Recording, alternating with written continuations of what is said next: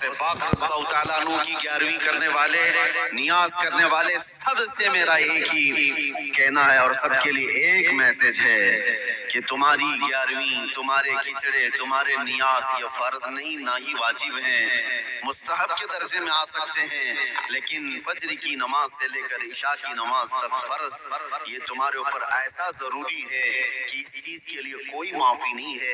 ایک سال تم نے دیگ نہیں بنائی نیاز نہیں کی تو قیامت کے دن نہیں پوچھا جائے گا کہ تم غوث پاک کی فاتحہ کرتے تھے کہ نہیں کرتے تھے، یہ سوال نہیں ہوگا، لیکن یہ سوال ضرور ہوگا کہ فجر میں اٹھے کیوں نہیں اٹھے، یہ سوال ضرور ہوگا اتنی نمازیں قضا کیوں ہوئی تھی۔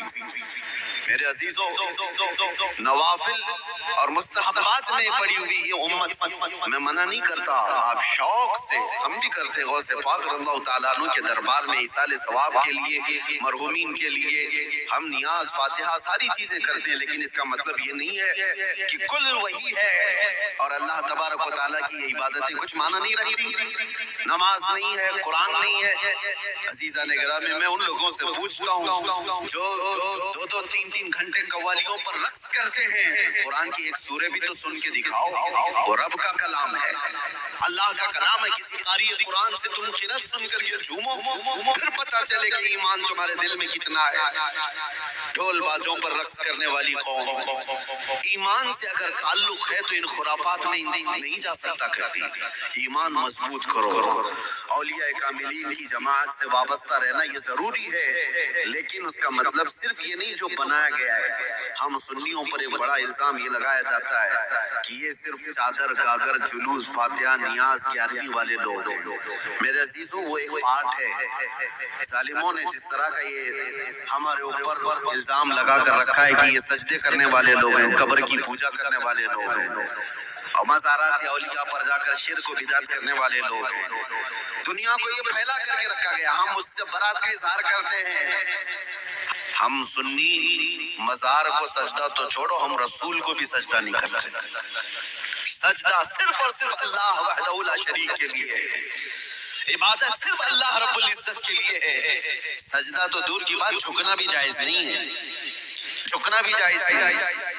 ہم اس عقیدے کے حامل ہیں الحمدللہ، مزارات پر جاتے ہیں تو شرک و بدعت کے لیے نہیں، میرے مصطفیٰ کے فرمان پر جاتے ہیں، حضور پاک صلی اللہ علیہ وسلم کے فرمان کی بنیاد پر جاتے ہیں۔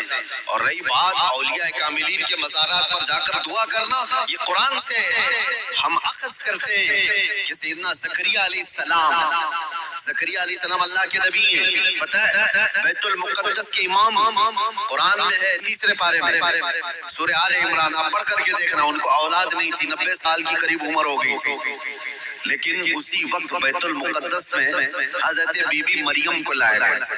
حضرت بی بی مریم کا بھی معاملہ ایسا ہے، ان کی والدہ منت کری تھی، ان کے والد عمران، ان کی والدہ حنا، ان کو بھی اولاد نہیں تھی، انہوں نے منت کی تھی کہ اللہ اگر ہم کو تو بیٹا دے تو ہم بیت المقدس کی خدمت میں وقف کریں گے۔ بیٹا نہیں ہوا، بیٹی ہوئی، منت کے مطابق انہوں نے اپنی بیٹی کا نام مریم رکھا اور لا کر کے بیت المقدس میں وقف کر دیا بچپن میں۔ تو کس کو دیا جائے گا؟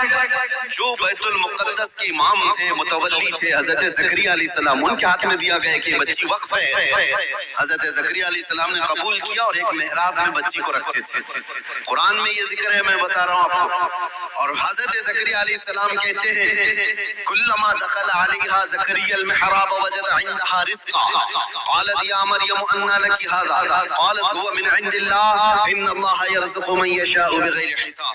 جب حضرت زکریا علیہ السلام محراب مریم میں جاتے تو کہتے ہیں قسم قسم کے پھل وہاں پر رکھے ہوئے پاتے تھے، تو حضرت زکریا پوچھتے مریم یہ سب تیرے پاس کہاں سے آتا ہے؟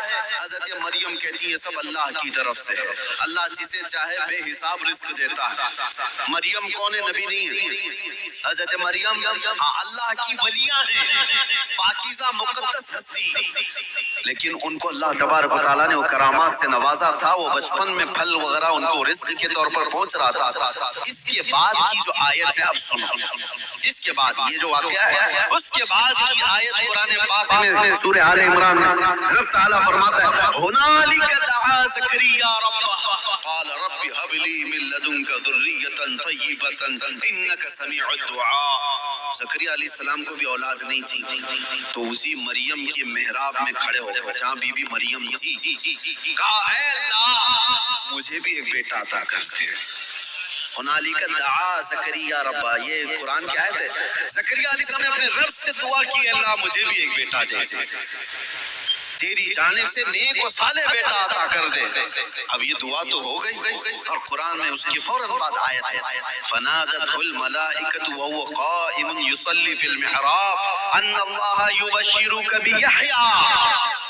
اسی وقت اللہ کے فرشتوں نے بشارت دے دی زکریا علیہ السلام کو، تمہاری دعا قبول ہو گئی اور یحییٰ علیہ السلام کی شکل میں تمہیں بیٹا ملنے والا ہے۔ اتنی تیز دعا۔ اب میں آپ کو بتاتا ہوں یہ آیت میں کیوں پڑھ رہا ہوں اور کیوں آپ کے سامنے رکھ رہا ہوں۔ زکریا علیہ السلام خود اللہ کے نبی اور جہاں کے امام ہے وہ بیت المقدس ہے، دنیا کا سب سے مقدس ترین مقام۔ اس وقت بیت المقدس میں حضرت زکریا علیہ السلام جہاں عبادت کرتے تھے وہیں پہ دعا بھی تو کر سکتے تھے، وہیں پر دعا کر سکتے تھے، لیکن قرآن یہ کہتا ہے وہ محراب مریم میں آ کر کے دعا کر رہے ہیں۔ محراب مریم میں جہاں بی بی مریم بیٹھی وہاں دعا کر رہے ہیں۔ اس سے پتہ یہ چلتا ہے کہ اللہ کے صالح بندے جہاں ہوتے ہیں وہاں سے دعائیں قبول ہوتی ہیں۔ پتہ چلا جہاں نیک و صالح اللہ کے ولی رہا کرتے ہیں وہاں سے جب نبی کی دعا قبول ہوتی ہے تو پھر امتی کی کیوں نہیں قبول ہوتی؟ اور فوراً دعا قبول ہوئی اور بیٹا بھی ملا۔ اب یہ لوگ کہتے ہیں غریب نواز کے یہاں جاتے ہیں تو کیا بیٹا ملتا ہے؟ بیٹی ملتی ہے، اولاد مانگنے جاتے ہیں۔ ظالموں تمہیں پتہ نہیں زکریا علیہ السلام بی بی مریم کے پاس کھڑے ہو کر بیٹا مانگے تھے تو بیٹا نبی کی شکل میں ملا تھا۔ ہاں یہ نہیں ہے کہ وہ بی بی مریم سے مانگ رہے تھے، وہ اللہ سے مانگ رہے تھے، لیکن جگہ کون سی ہے؟ جگہ کا بھی اثر ہوتا ہے۔ ہاں ایک بات میں آپ کو بتا دوں کہ جگہ کا اگر اثر نہیں ہوتا تو مسجدیں اور یہ ساری چیزیں بنانے کی ضرورت کیا ہوتی؟ عبادت کرنے کے لیے بھی جگہ ہے، کھانا کھانے کے لیے آپ کے گھر میں جگہ ہے، حاجت میں جانے کے لیے بھی کوئی جگہ ہے، آپ کا ٹریٹمنٹ کرنے کے لیے ہاسپٹل میں بھی جگہ ہے۔ ہر چیز ایک ایک جگہ پر ہوتی ہے کہ نہیں ہوتی؟ ہوتی۔ جن لوگوں کا وہ ماننا ہے کہ کچھ بھی نہیں ضروری ہے وہاں جانا یہاں جانا، تو میں ان سے کہتا ہوں کبھی باتھ روم میں بیٹھ کر کے ڈاکٹر سے اپنا علاج کرا لو گے۔ جگہ تو جگہ ہی ہے، بیٹھے ہو نہیں ہے، آپ کو پتہ ہے اس کے لیے ہاسپٹل جانا ہوگا، اس کے بیڈ پر سونا ہوگا، وہاں پر وہ کچھ ٹریٹمنٹ کرے گا، کیا ضرورت ہے پوچھتے ڈاکٹر سے آ جاؤ میرے ٹوائلٹ میں علاج کر لو، یہی انجیکشن لگا۔ میرے عزیزو زندگیوں میں بیٹھا ہوا آدمی وہ اپنا علاج کرانے کے لیے بھی اٹھ کر کے چلا جاتا ہے۔ بلا تشبیہ بلا تمثیل میں آپ سے کہہ رہا ہوں کہ ہم پتہ نہیں کیسے کیسے گناہوں میں مبتلا ہیں، یہاں سے نکل کر کے ہم ان پاک ستھری جگہوں میں جاتے ہیں جہاں اللہ کے ولی آرام فرما، اور اس جگہ پر کھڑے ہو کر ہم اللہ ہی سے دعا کرتے ہیں اور پاکیزہ مقام کی برکت سے اللہ دعائیں قبول کرتا ہے۔